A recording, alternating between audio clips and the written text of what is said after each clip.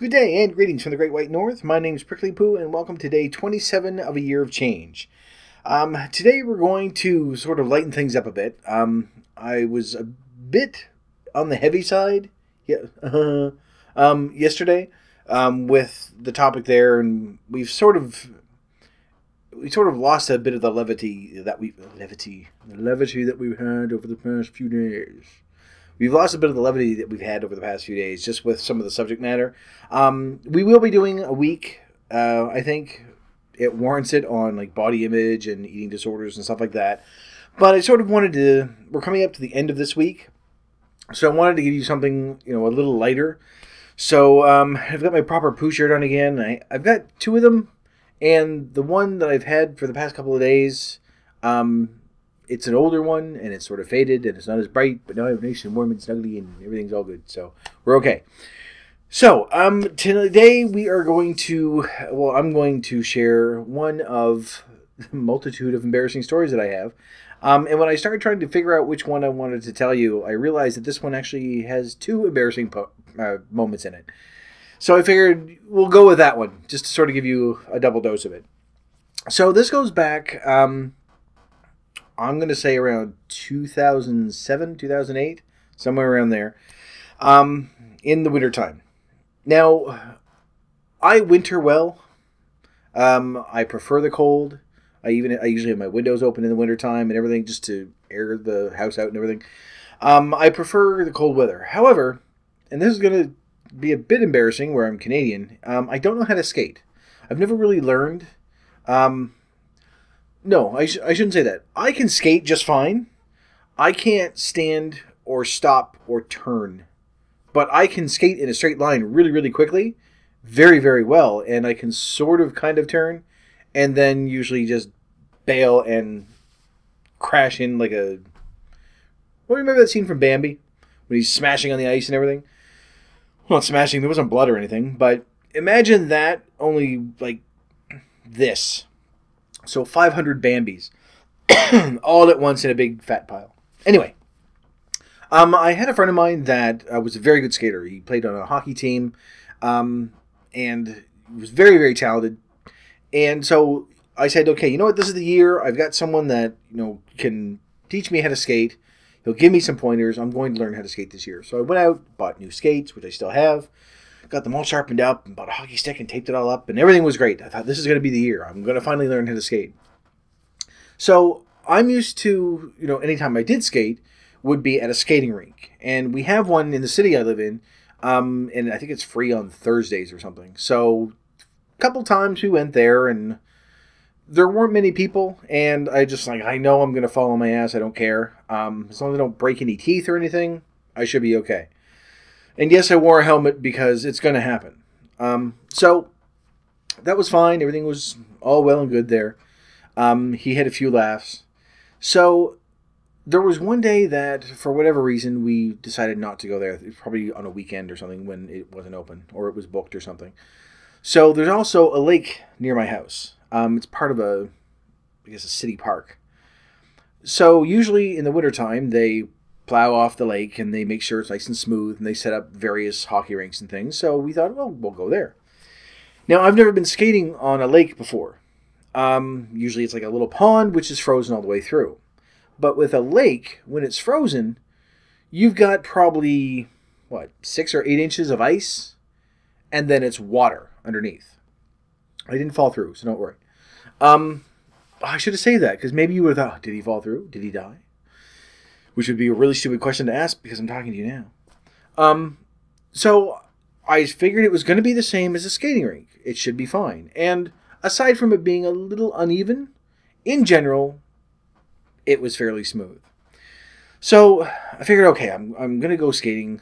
I'm going to be prepared. So I had my jeans on, and I threw on some gym pants on top of it because I figure I'm going to be falling a lot. I don't want to get really, really cold, but I don't want to be walking around in snow pants like a 5-year-old.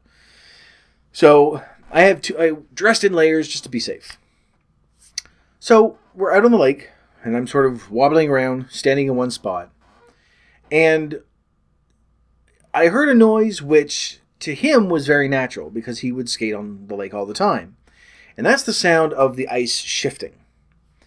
Now, if you've ever stood on a frozen lake and you've heard ice shifting, it sounds a lot like ice cracking. And of course, the first thing I think is, what have I done? I shouldn't be out here. I'm hundreds and hundreds and hundreds of pounds over the weight limit of this ice. I mean, they have a truck that goes along and plows everything.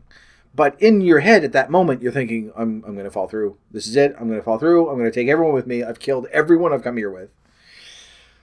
And, of course, it was perfectly fine. It was something normal, except that my friend is doubled over laughing. Not so much at the sound, but just the fact that he saw in my face that I went, I'm too fat. I shouldn't be out here. So he reassured me everything was fine. He said, you're not going to go through the ice. They have trucks driving around here. And I figured I'd probably weigh about the same as a truck, but I'm going to take your word for it and we'll keep going. So, of course, I fell every now and then, which is fine. However, eventually, when you're falling, you don't just always fall the same way. You're not just like poop or poop. You fall every which way, depending on when you're turning or if you're just standing still, which I've done, even not in skates. So I fell many times. So there's one time I stood up and I thought, it feels much more breezy than it should. I've been out here a long time, and every time I've fallen, it hasn't felt this breezy.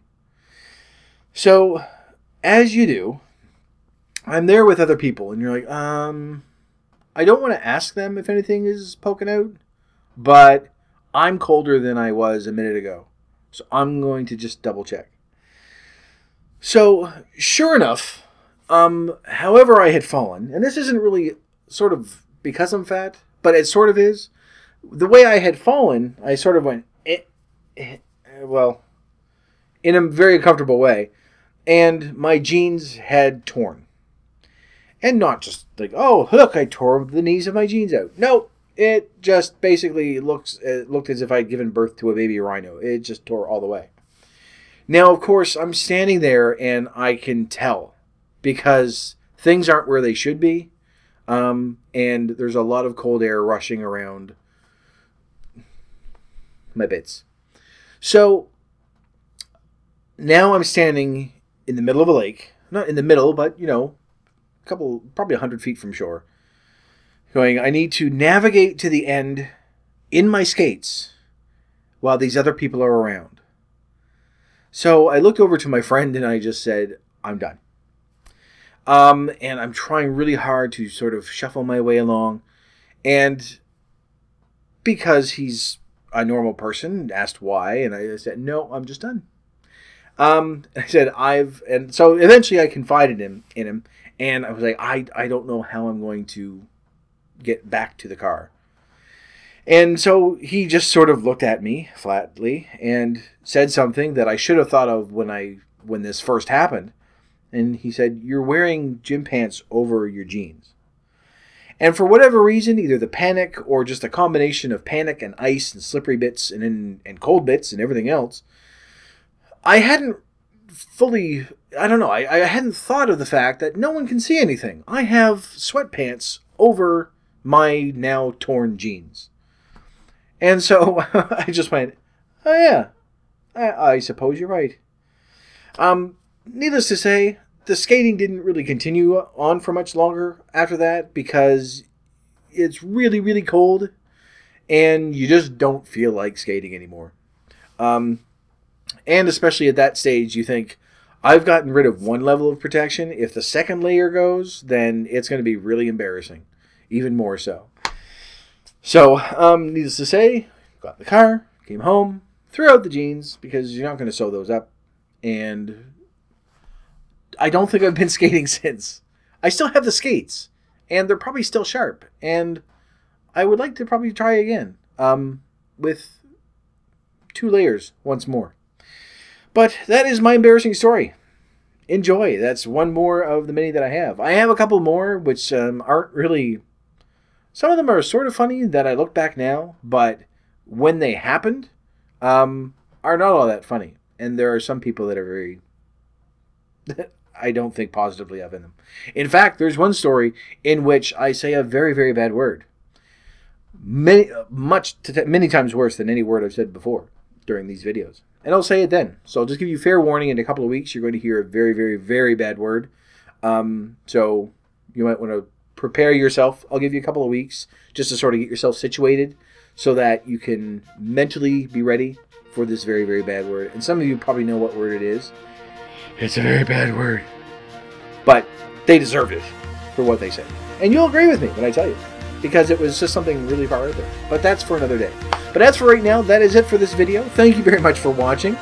In the meantime, I'm going to try that again because I messed everything up. So, thank you very much for watching this video. If you liked it, please poke the like button for me. And in the meantime, keep yourself warm and fuzzy, and I will see you in the next video. Bye-bye.